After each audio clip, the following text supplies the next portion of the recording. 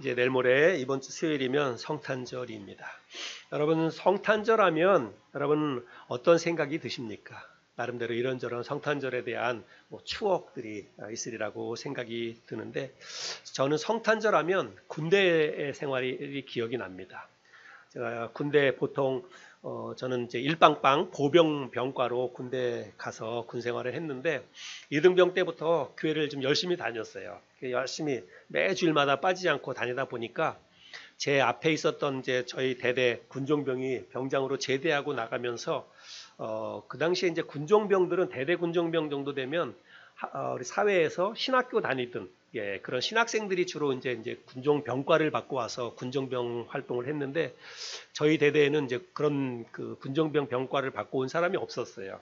그 이제 병장이 제대하면서 저를 이제 그 부대장에게 추천해가지고 제가 이등병 때부터 군종병 생활을 같이 병행해서 했습니다. 제 병과 별개로. 그래서 이제 군종병이 되면 이렇게 크리스마스 이 시즌이 되면 밤에 새벽송을 돕니다. 크리스마스 날 전날. 그래서 이제 여러분 새벽송 알잖아요. 근데 부대에서 어떤 사람한테 뭐 새벽송을 도냐. 근데 부대 안에 우리 이제 장교들 이렇게 관사들도 있고 또 부대 밖으로 조금만 나가면 뭐 대대장부터 시작해서 부대 근처에 이렇게 집들이 이렇게 있었어요. 그럼 이제 그런 집을 이제 돌아다니면서 새벽에 가서 새벽송 부르고 그러면 이제 대대장님도 그렇고 연대님도 그렇고 자기 집으로 병사들을 불러서 떡국을 준비했다가 떡국도 끓여주고 또 맛있는 것도 주고 그랬던 기억이 납니다. 그리고 또 하나 했던 건 뭐냐면 이제 그 보초병들이 밖에서 보초를 서고 있는데 그 보초병들한테 이제 칡차를 끓여가지고 칡차와 초코파이와 이런 걸 들고 가가지고 밤에 보초 서는데 추운데 1시간씩 떨고 있으니까 그래서 초소마다 돌아다니면서 따뜻한 칡차 한 잔 주고 그리고 고향이 어디냐 묻기도 하고 같이 기도도 해주고 그렇게 하면서 겨울 또 성탄 시즌을 보냈던 것이 기억이 납니다. 아마 여러분들도 나름대로 어린 시절부터 교회 생활 하셨던 분들은 성탄절에 대한 좋은 추억들이 여러 개 있으리라고 생각이 됩니다. 근데 오늘날에는 이제 이런 어떤 좋은 기억들, 풍습들 이런 게 대부분 다 많이 사라졌죠. 시골에서도 요즘은 뭐 새벽송 돌거나 그런 데가 거의 없는 것 같습니다.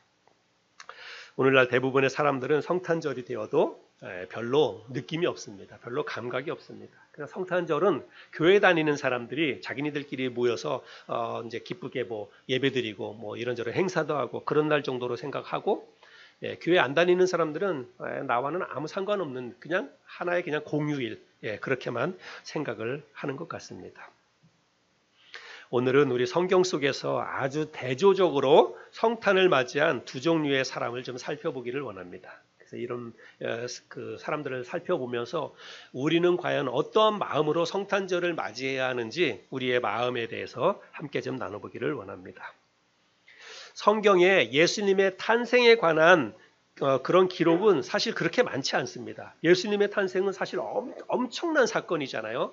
이 세상에 온 인류에 미친 그 영향력을 보자면 그야말로 진짜 엄청난 사건인데 그 엄청난 사건에 비해서 성경에서는 예수님의 탄생에 대한 기록이 그렇게 많지 않습니다. 마태복음과 누가복음 딱 두 곳에만 짧게 기록되어져 있습니다.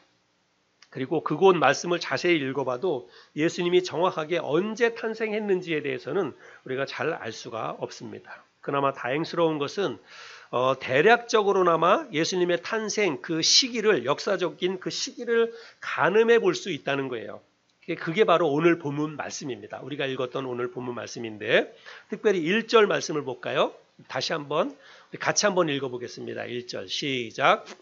헤롯 왕 때에 예수께서 유대 베들레헴에서 나심에 동방으로부터 박사들이 예루살렘에 이르러 말하되 이 짧은 한 구절이 있어서 얼마나 감사한지 모릅니다. 왜냐하면 이 짧은 한 구절로 말미암아서 예수님의 탄생이 역사적인 사실이었다라고 하는 것을 우리가 증명해 볼 수가 있기 때문에 그렇지요.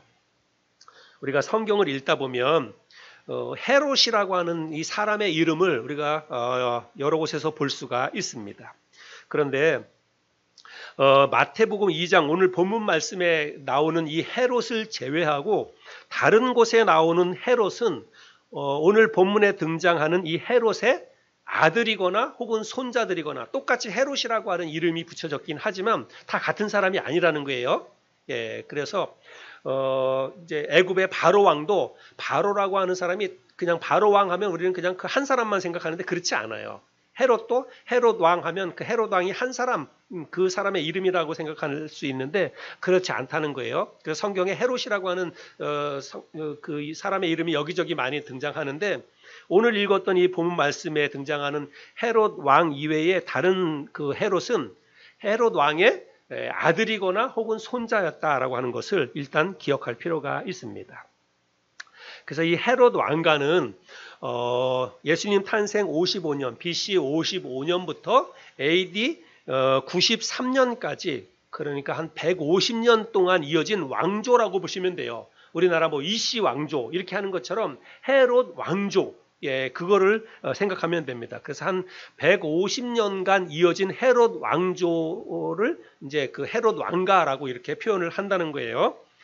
근데 이 헤롯 왕가는 누구에서부터 시작이 되었냐면 제가 오늘 여러분에게 도표를 이제 나눠드렸는데 헤롯 안티파테르라고 하는 사람에 의해서 시작된 이 왕조입니다. 처음 사람이 헤롯 안티파테르였어요. 그런데 그의 아들 안티파테르 2세가 로마 황제였던 줄리어스 시저로부터 유대 총독으로 임명을 받게 됩니다. 그래서 그때부터 시작해서 본격적으로 유대를 통치하게 되는데 유대를 통치했던 그 사람이 헤롯 안티파테르 2세라고 하는 거예요. 그리고 그 헤롯 안티파테르 2세의 아들이 누구냐면 오늘 본문 마태복음 2장에 나오는 헤롯 대왕이라는 것입니다. 그래서 헤롯 대왕은 헤롯 안티파테르 왕조의 어떻게 보면 이제 그 3대째 되는 사람이라고 보시면 돼요. 그의 아버지는 헤롯 안티파테르 2세였고, 그래서 이 사람이 언제 그 유대를 통치했냐면 BC 37년부터 AD 4년까지 우리 예수님의 탄생을 기점으로 해가지고 BC와 AD가 나눠지잖아요. 그래서 예수님의 탄생이 이제 기원이 되는 것입니다. 그래서 예수님 탄생 37년부터 시작해서 예수님 탄생하고 나서 한 4년 뒤, 이제 우리가 예수님의 탄생에 대해서는 어떤 정확하게 따져보자면 우리는 이제 그거는 조금 더 연도의 차이가 있긴 하지만 어쨌든 이 헤롯 대왕이 그 통치하는 집권 말기에 예수님이 탄생하셨다는 거예요. 그래서 헤롯 대왕이라고 하는 사람은 실제적인 그 역사적인 인물이지 않습니까? 여기 왕조가 쫙 있는 것처럼 이 사람은 가상의 인물이 아니에요. 헤롯 대왕은 실제 인물이고 이 사람이 실제로 유대를 통치하고 있었던 집권 말기에 예수님이 탄생하셨다는 거예요. 그래서 이것이 이제 역사적인 예수님의 탄생의 역사적인 사실이다라고 하는 것을 입증할 수 있는 그런 대목이다라고 하는 것입니다.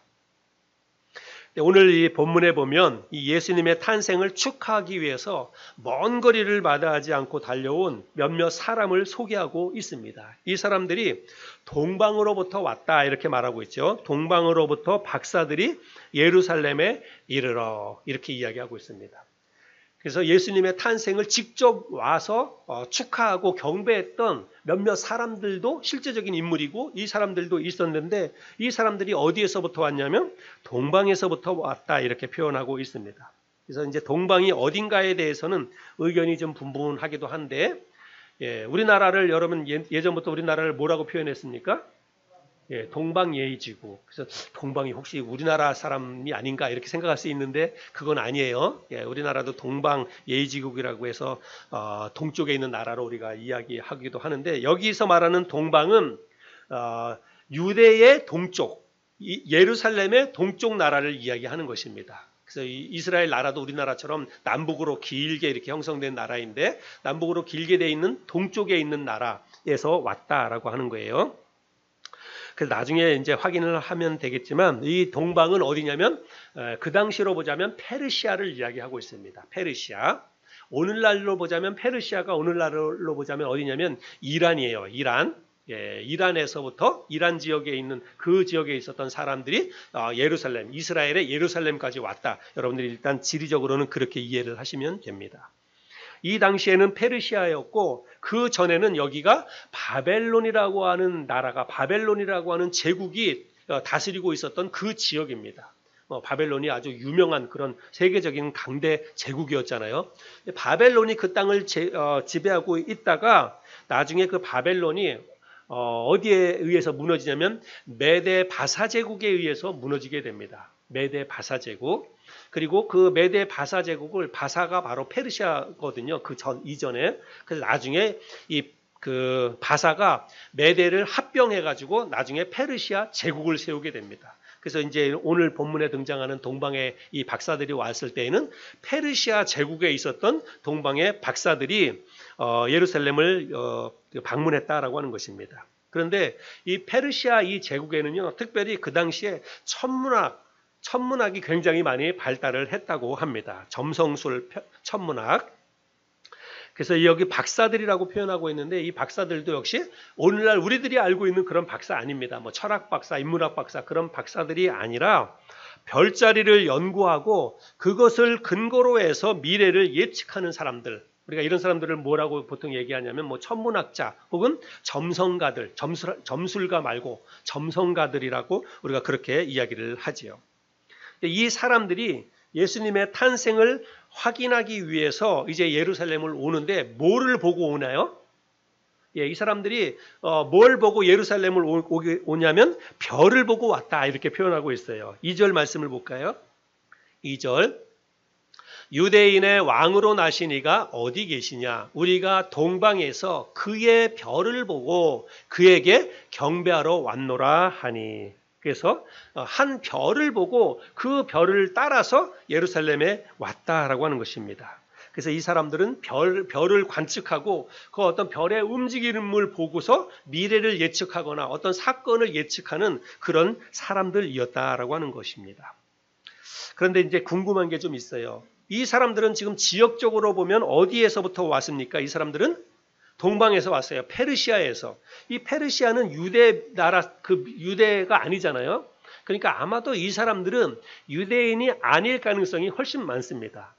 그 이방인이라고 볼 수 있죠. 그래서 페르시아에 살고 있었던 유대인 아닌 이방인들인데 그런데 이 사람이 유대인의 왕으로 나실 이를 어떤 마음에 확신하고 그 별을 보고 이렇게 왔다라고 하는데 사실은 가만히 따져보면 뭐 새로운 별을 통해서 뭐 어떤 유대인의 왕이 태어나든지 뭐 하든지 자기들하고는 별로 상관없는 이야기예요. 그렇죠? 이 사람들도 지금 유대인의 왕이라고 하는 그런 어떤 생각을 가지고 유대인의 왕으로 나신 이가 어디 계시냐라고 하면서 그 유대인의 왕을 추적해가지고 지금 여기까지 왔는데 본인이 이 사람들이 어떤 유대인의 혈통을 가지고 있었는지는 잘 모르겠지만 어찌됐든지 간에 이방인 지역에 살고 있는 이방인들이었는데 이 사람들이 굳이 그 별을 연구하고 그리고 그 별에 연구한 것을 따라서 지금 유대 나라 이스라엘까지 왔다라고 하는 것은 아마도 이 사람들은 어떤 이 별의 움직임을 보고서 특별한 어떤 한 인물일 것이다. 이 사람은 그냥 우리 이방인 지역에 뿐만 아니라 온 세상에 어떤 특별한 어떤 영향력을 미치는 그런 사람일 것이다라고 하는 마음의 확신, 아마 그런 게 있지 않았을까. 그러니까 그 먼 거리를 마다하지 않고 유대까지 왔겠지요. 그래서 그런 생각을 우리가 해볼 수가 있습니다. 그래서 이들은 어쩌면 유대 민족을 다스릴 유대인의 왕이 유대 베들레헴에서 베들레헴으로 오신다고 하는 그 사실을 아마 이들이 미리 알고 있었을 가능성이 많습니다. 어떻게 알게 되었냐면 사실은 지금 이 사람들이 살고 있었던 이 지역은 지역적으로 보냐면 바벨론 제국이 통치하던 그런 지역입니다. 근데 바벨론이 그 나라를 통치하고 있었을 때 어떤 일이 있었냐면 이스라엘 나라를 바벨론이 침략해가지고 이스라엘 나라에 있던 많은 유대인들을 포로로 잡아갔잖아요. 우리가 구약 성경을 통해서 이스라엘 백성들이 포로로 바벨론으로 끌려간 사건을 보고 바벨론에서 유대인들이 몇 년간 포로 생활했습니까? 70년간 포로 생활을 했어요. 그리고 포로 생활 70년 후에 하나님의 특별하신 섭리 가운데 포로에서 풀려나서 이스라엘 나라 사람들이 많이 귀환을 했습니다. 그런데 그때 성경을 보면 많은 유대인들이 포로에서 귀환을 했지만 포로 생활을 끝나고 나서 귀환하지 않은 유대인들도 많이 있었을 거라고 생각합니다. 충분히 우리가 그걸 생각해 볼 수 있죠.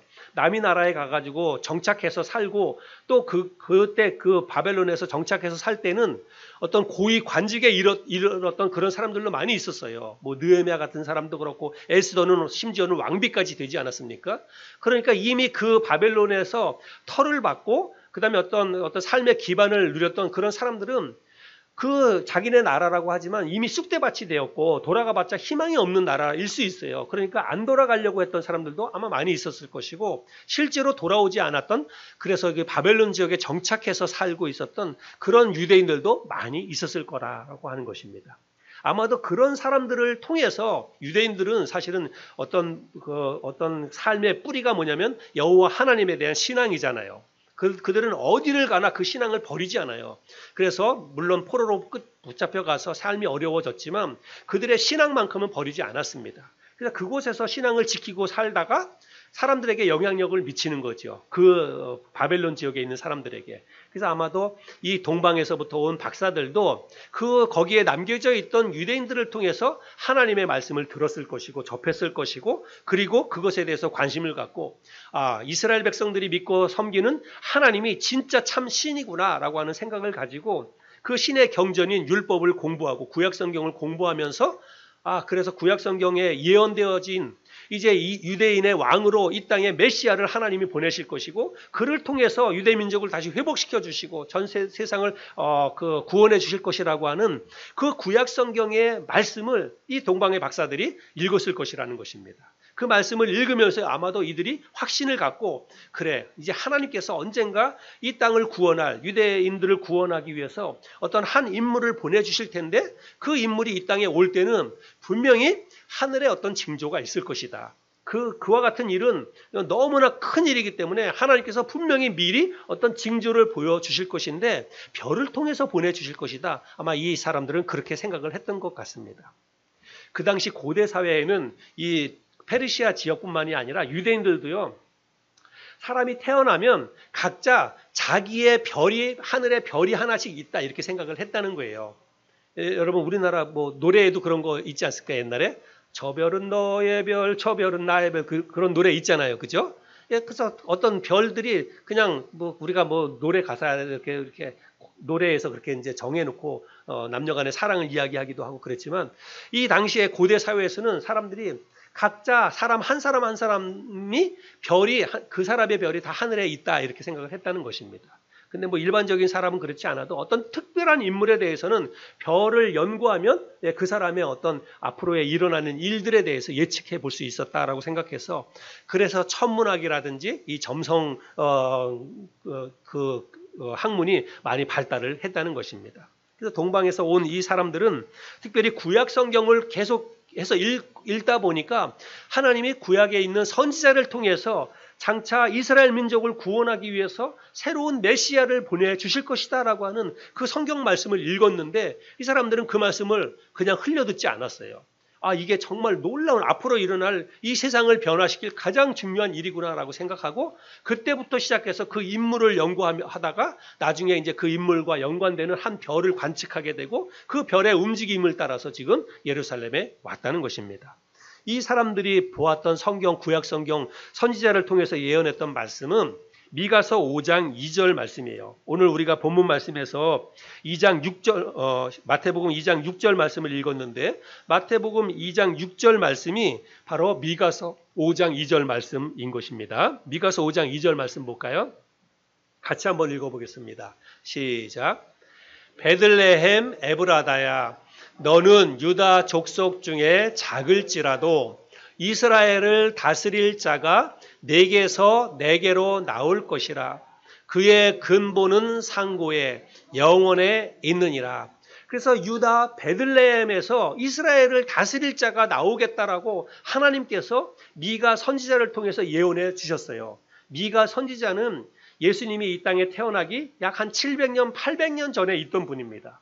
그 700년, 800년 전에 살았던 그 인물, 선지자에게 유다를 다스릴 어떤 그 특별한 사람을 이 땅에 보내주실 것이라고 하나님이 미리 약속하신 거예요. 미가 선지자를 통해서. 그런데 이 동방에 있는 박사들은 이 말씀을 붙잡고 미가서 5장 2절 말씀을 붙잡고 그 말씀을 계속 연구하다가 언제나 이 사람이 올까? 하나님께서 이 사람을 보내주실 때 분명히 징조가 있을 텐데 하면서 별을 관측하다가 보니까 그 별이 움직이는 거예요. 그 별이 쭉 움직여 가는 것입니다. 그래서 그때부터 시작해서 별의 움직임을 따라서 쭉 예루살렘까지 왔다는 것입니다. 여러분, 이 사람들이 있었던 이 페르시아에서부터 유대 베들레헴까지는 거리가 얼마나 될까요? 잘 모르겠죠. 그 마일수로 하면 1000마일이 된다고 합니다. 킬로미터로 하면 1600km가 된대요. 1600km. 여러분, 얼마나 먼 거리인지 상상이 되시겠죠?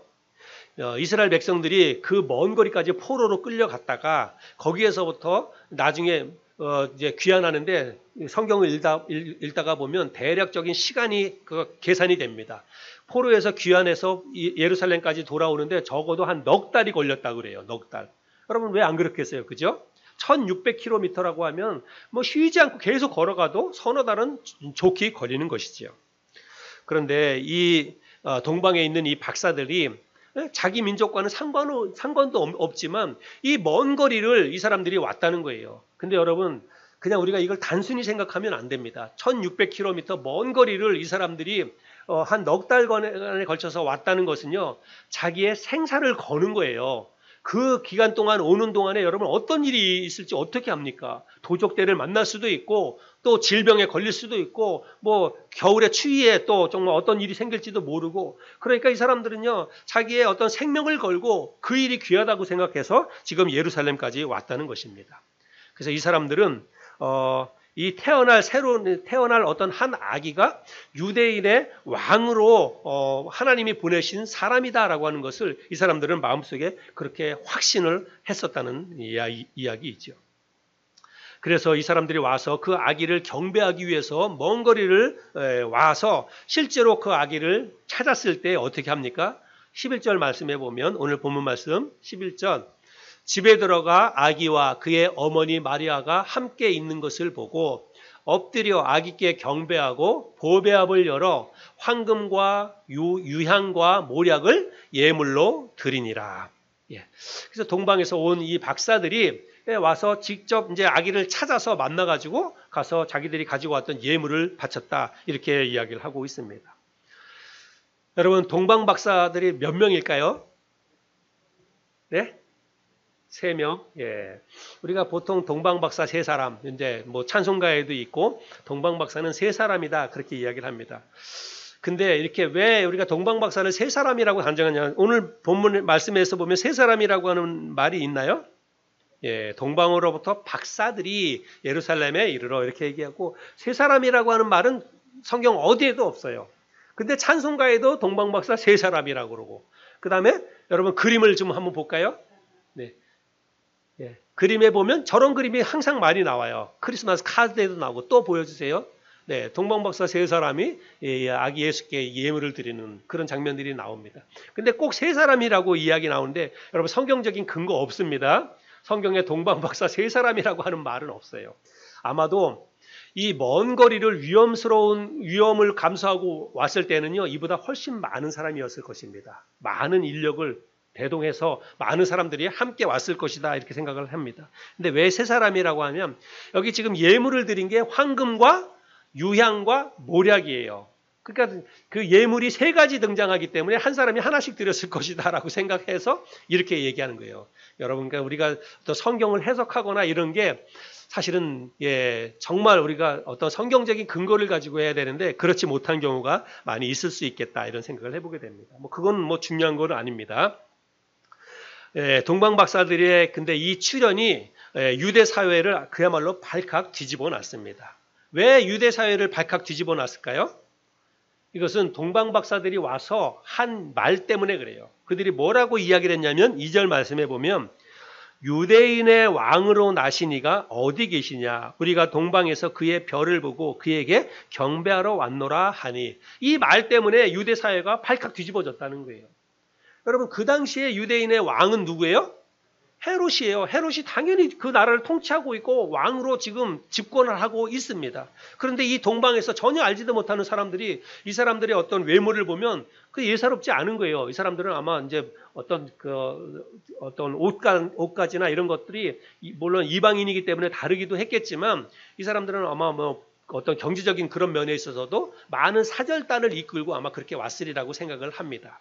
그러니까 이 사람들의 모습을 보고 그냥 참 사람들이 이상하다 생각을 했을 텐데 근데 이 사람들이 하는 말이 뭐냐면 유대인의 왕으로 누군가가 태어났다라고 하면서 그 사람을 찾고 있는 거예요. 그러니까 유대 사회에서 이제 좀 논란이 되는 거지요.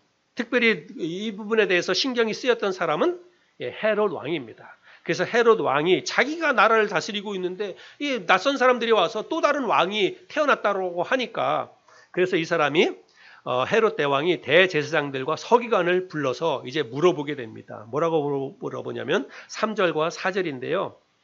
헤롯 왕과 온 예루살렘이 듣고 소동한지라 소요가 일어났다는 거예요. 왕이 모든 대제사장과 백성의 서기관들을 모아 그리스도가 어디서 나겠느냐 물으니. 그래서 이 헤롯이 어떤 이제 종교 성경 말씀에 대해서 잘 아는 대제사장들과 서기관들을 불러서 진짜로 그 그리스도라고 하는 사람이 진짜로 어디에서 태어났는지 너희들이 한번 알아봐라 이렇게 이제 이야기를 하는 것입니다. 만약에 그런 사람이 진짜 태어났다면 어디에서 태어나느냐 이렇게 묻는 거죠. 그랬더니 이 대제사장들과 서기관들이 뭐라고 대답하냐면 유대 베들레헴에서 나실 것입니다. 베들레헴에서 나실 것입니다. 이렇게 대답을 합니다. 그러니까 이 사람들도 역시 대제사장들과 서기관들도 이미 이 유대 땅 베들레헴에서 하나님께서 그곳에 메시아를 보내주실 것이다라고 하는 것을 이 사람들도 알고 있었다는 거예요. 이 사람들이 뭘 통해서 알았을까요? 구약 성경을 통해서 구약 성경에 예언되어진 미가 선지자를 통해서 예언되어진 그 메시아가 유대 땅 베들레헴에서 나실 것이다라고 하는 것을 이 동방 박사들뿐만이 아니라 이 그 땅에 살고 있었던 대제사장들과 서기관들도 이미 알고 있었다라고 하는 것입니다. 5절과 6절 말씀인데요. 이르되 유대 베들레헴 이오니 이는 선지자로 이렇게 기록된 바 또 유대 땅 베들레헴아 너는 유대 고을 중에서 가장 작지 아니하도다. 내게서 한 다스리는 자가 나와서 내 백성 이스라엘의 목자가 되리라 하였음이니이다. 그러니까 이 대제사장들과 서기관들이 미가서 5장 2절 말씀을 인용하면서 이 미가서라고 하는 구약 성경에 이렇게 예언되어져 있습니다. 유대 땅을 다스릴 유대인의 왕을 하나님께서 그 베들레헴이라고 하는 작은 고을에 보내주시겠다라고 예언되어져 있는 것을 보니까 이제 유대인의 왕으로 다스릴 자가 베들레헴에서 나실 것입니다. 이렇게 이야기를 합니다.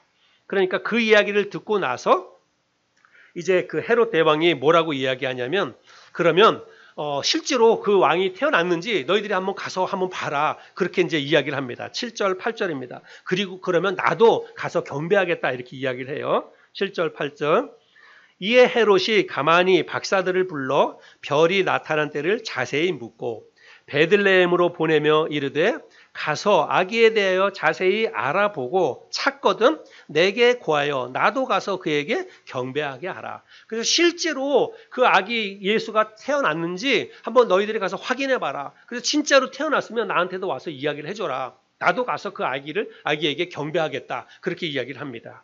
근데 여러분 이 말이 사실일까요? 이 말은 거짓말입니다. 자기도 가서 경배하겠다라고 하는 말은 거짓말이에요. 그 말이 왜 거짓말인지 탄로가 나냐면 나중에 하나님께서 이 동방 박사들이 이제 위험에 처한 것을 알고 왔던 길로 가지 말고 다른 길로 반대 방향으로 돌아서 빨리 돌아가라. 너희 나라로 돌아가라. 그렇게 이야기를 해가지고 그 동방 박사들이 다른 길로 도망을 가게 되는데 나중에 그 사실을 알고 나서 이 헤롯 대왕이 어떤 조치를 취하게 되냐면 16절 말씀인데요. 16절에 보면 이에 헤롯이 박사들에게 속은 줄 알고 심히 노하여 사람을 보내어 베들레헴과 그 모든 지경 안에 있는 산의 아이를 박사들에게 자세히 알아본 그때를 기준하여 2살부터 그 아래로 다 죽이니. 그래서 이제 헤롯 대왕은 이제 찾지 못했어요. 그래서 유대인을 다스릴 어떤 왕이 태어난 것은 분명한데 찾지 못하니까 마음이 너무 불안해가지고 어떻게 한 거예요? 그 전후에 태어났던 2살배기 아이, 그 밑에로 태어난 아기들을 모조리 다 죽이는 끔찍한 일을 저지르게 됩니다. 그러니까 이 헤롯 대왕은 동방박사들의 말을 믿은 것도 아니고 유대인의 왕으로 난 그 아기를 찾으면 자기도 경배하게 하겠다고 이야기했지만 그거는 그야말로 새빨간 거짓말이고 찾으면 바로 죽이려고 했던 그런 사람이었다는 것을 확인해 볼 수 있습니다. 왜 그랬을까요? 예. 자기 어떤 그 유대인의 왕으로 난 그 사람을 유대 사람들이 보고 가서 경배하고 그 사람을 추앙하고 그러다 보면 밀란도 일어날 수 있고 자기의 어떤 정치적인 입지도 좁아질 수 있고 그러니까 아예 그 태어난 아기를 얼른 찾아서 죽이려고 하는 그런 생각을 가지고 있었다는 사실이죠. 여러분, 우리는 이 말씀을 통해서 예수님이 이 땅에 태어난 것은 뭐 어느 날 갑자기 뜬금없이 예수님의 탄생이 이루어진 것이 아니라 이미 오래전서부터 하나님의 특별하신 계획하심 속에, 그리고 그것도 하나님이 아무도 모르게 이 일을 하신 것이 아니라 하나님이 당신이 사용하셨던 미가 선지자를 통해서 이미 다 그런 것을 밝혀주셨어요. 약속을 하셨습니다. 예언으로 약속을 하셨어요. 그래서 우리가 금방 읽었던 마태복음 2장 6절 말씀이 미가서 5장 2절에 있는 이 말씀을 인용한 말씀인데, 여러분, 구약 예수님이 탄생하기 한 800년 전에 하나님은 그런 일이 있을 것이다 라고 하는 것을 미리 약속을 해 주셨습니다. 그리고 그 말씀 그대로 예수님이 유대 땅 베들레헴에서 태어나셨다는 사실이지요. 그런데 이 동방 박사들은 1000km가 넘는 먼 거리를 많은 위험과 고난과 수고를 무릅쓰고 달려왔습니다. 여러분, 왜 그랬을까요? 이 사람들은 그 태어날 그 아기가 예사롭지 않은 분이라고 하는 사실을 알았다는 것입니다. 구약 성경을 읽고 처음에 접했을 때 미가서 5장 2절 말씀에 나타난 그 유대인의 왕으로 나실 이가 정말 이 세상을 바꿀, 이 세상을 구원할 그런 메시아다라고 하는 것을 이 사람들은 마음속에 믿고 확신을 했다는 것입니다. 그래서 그것을 그냥 지나치지 않고 오랫동안 그 말씀을 읽고 묵상하면서, 그리고 나서 그 예수님과 관계된 어떤 별의 움직임이 있을 것이다 라고 생각해서 천문학을 연구한 거예요. 그렇게 해서 천문학을 연구하다가 별의 움직임을 보고 와서 그 베들레헴에 와서 예수님 아기 탄생을 그들이 확인하고 그 아기께 경배하는 그런 일들을 하고 돌아갔다는 것입니다. 거기에 비해서 이 헤롯 왕은 어땠습니까? 헤롯 왕은 유대인의 왕으로 사람이 났다라고 하는 이야기를 들었을 때 유대인의 왕으로 나시니가 어디 있느냐라고 하는 그런 말을 듣고 나서 은밀히 그것을 알아보게 하고 결국엔 그 아기를 죽이려고 했다는 것입니다. 그러다가 결국은 괜히 애꿎은 불쌍한 아기들만 죽이는 끔찍한 죄를 저지르고 말았죠. 예수님의 탄생을 맞이하는 동방박사와 이 헤롯의 마음은 이것처럼 극명하게 갈려 있는 것을 우리들이 볼 수 있습니다. 하나님은 먼 페르시아 땅에 살고 있던 이방인 점성가들에게 특별한 한 별을 보여주시고 그 별의 움직임을 통해서 그들이 아기 예수를 만나서 경배할 수 있도록 이끌어 주셨습니다. 우리는 이제 이런 사실을 통해서요, 아기 예수의 탄생이 단지 이스라엘 나라 사람들 혹은 유대인들만을 위한 일이 아니라 그 당시에 페르시아나 또 페르시아를 넘어서 이 땅 모든 사람들에게 선한 영향력을 미치는 그런 예수님의 탄생이라는 사실들을 우리는 깨달을 수가 있습니다. 예수님의 탄생은 단지 유대인들, 이스라엘 백성들만을 위한 일이 아니었다는 사실입니다. 오늘날도 저는 이 말씀을 읽으면서 하나님께서 어떤 당신의 뜻을 우리에게 보여주시거나 앞으로 행하실 당신의 계획을 우리에게 알려주실 때 마치 이런 방식으로 우리에게 알려주시면 얼마나 좋을까, 이런 생각을 해보게 됩니다. 마치 어떤 별의 움직임, 우리가 모든 사람들이 조금 공부를 하고 연구를 하면 알 수 있는 어떤 별을 하나 지정을 해주시고 그 별의 움직임을 보고 앞으로 어떤 일이 일어날 것이다 라고 하는 것을 예측해 볼 수 있도록 만약에 그렇게 해주신다면 얼마나 좋을까. 꼭 별이 아니더라도 자연 어떤 현상을 통해서든지 아니면 하나님이 사용하시는 어떤 천사를 보내가지고 우리가 다 보고 알 수 있도록 어떤 가시적인 방법을 통해서 하나님이 이루실 일들을 우리에게 알려주신다든지, 아니면 뭐 하나님은 전능하신 분이니까 어떤 일도 하실 수 있잖아요. 어느 날 갑자기 하늘에서 갑자기 큰 음성이 들려서 앞으로 이 세상에 앞으로 어떤 일이 일어날 것이다 라고 하는 전 세계 모든 사람들이 다 들을 수 있도록 큰 음성으로 한번 들려주신다든지 그러면 얼마나 좋을까? 여러분, 그러면 예수 안 믿을 사람이 어디 있겠어요? 그죠? 그러면 우리가 굳이 뭐 건빵 들고 양발 들고 나가가지고 뭐 전도하고 예수 믿으라고 교회 나오라고 안 해도 사람들이 다 알아서 하나님 믿고 교회 나올 거 아니겠어요? 그죠? 그렇게 하나님이 역사해 주시면 얼마나 좋을까? 그런 생각을 해보게 됩니다. 그러나 오늘날 하나님은 우리에게 그렇게 역사하지 않습니다. 어떤 가시적인 거, 어떤 특별한 어떤 한 사람, 오늘날에도 이단에 속한 사람이 내가 하나님으로부터 어떤 직통 계시를 받았다. 하나님이 꿈에 나에게 이렇게 말씀하셨다. 이렇게 얘기하는데 여러분 그건 다 사입이에요. 오늘날 하나님은 그렇게 역사하지 않습니다. 절대로. 그렇게 사람들을 미혹하는 사람들은 분명히 다 잘못된 사람이라고 하는 것을 여러분 기억하시기 바랍니다. 오늘날 하나님은 당신의 계획과 당신의 뜻을 어떤 식으로 우리에게 가르쳐 주시냐면 다른 방법 없어요. 여러분 오늘날은 이거 하나밖에 없습니다. 뭐예요? 성경을 통해서. 여기에 모든 게 다 들어있어요. 지금까지 지나온 모든 하나님의 역사, 앞으로 하나님께서 이루어 가실 모든 일이 여기에 다 들어있습니다. 그래서 하나님이 이루실 일이 하나님의 계획이 무엇입니까? 우리가 물으려면 성경을 공부해야 돼요. 성경을 읽고 묵상하고 성경을 통해서 우리가 알아내야 됩니다. 특별히 장차 이 땅에 어떤 일이 일어날지, 세상이 어떤 식으로 멸망하게 될지 여러분 요한계시록 말씀에 다 기록되어져 있습니다. 우리가 그런 말씀들을 읽고 공부하다가 보면 앞으로 언제쯤 어떤 일이 일어날지 우리가 이런 것들도 공부하면서 알 수가 있다는 사실입니다. 그래서 오늘날 하나님은 어떤 식으로 우리에게 당신의 뜻과 계획을 가르쳐 주시냐면 완성된 성경을 통해서, 그래서 우리가 성경을 읽고 공부해야 될 목적이 바로 거기에 있다는 사실입니다. 예수님 당시의 대부분의 사람들은 예수님이 그 땅에 탄생하셨음에도 불구하고 그가 누군지 잘 몰랐어요. 예수님이 어떤 분인지를 잘 몰랐습니다. 예수님이 자신들을 구원하기 위해서 오신 유대인의 왕이요, 또 자신들이 그토록 기다리고 있었던 메시아. 유대인들은 다 메시아를 기다리고 있었어요. 메시아 대망 사상에 젖어 있었습니다. 오늘이라도 예수님이 오실까? 오늘이라도 하나님께서 우리 유대 민족을 구원해 주실 메시아를 보내주실까라고 하는 생각을 가지고 늘 그렇게 메시아 대망 사상에 젖어 있었습니다. 그런데 정작 예수님이 이 땅에 탄생했는데도 불구하고 그들은 그걸 몰라요. 그리고 그 예수를 하나님이 보내신 메시아라고 인정하지 않습니다. 그래서 어떻게 합니까? 결국은 그 예수를 십자가에 매달아 죽이는 일까지 저지르고 말았다는 것입니다. 오늘날 사람들의 반응도 그와 크게 다르지 않는 것을 보게 됩니다. 여러분 성경에 기록된 예수님의 탄생 이야기를 우리는 믿지만 이 땅에 예수 믿지 않는 사람들은 우리가 이야기하는 거 성경에 기록되어져 있는 예수 탄생 이야기를 전혀 믿을 생각을 갖지 않습니다. 예수님이 여러분 동정녀 마리아의 몸을 빌어서 태어나셨잖아요. 사람이 어떻게 동정녀를 통해서 이 땅에 태어날 수 있느냐 그렇게 하면서 그거는 그냥 교회 다니는 사람들이 꾸며낸 이야기다라고 생각을 합니다. 마치 신화처럼 우리나라 역사의 어떤 신화처럼 알을 깨고 김수로 왕이 태어난 것처럼 마치 그런 정도의 신화처럼 사람들이 생각을 하는 거예요.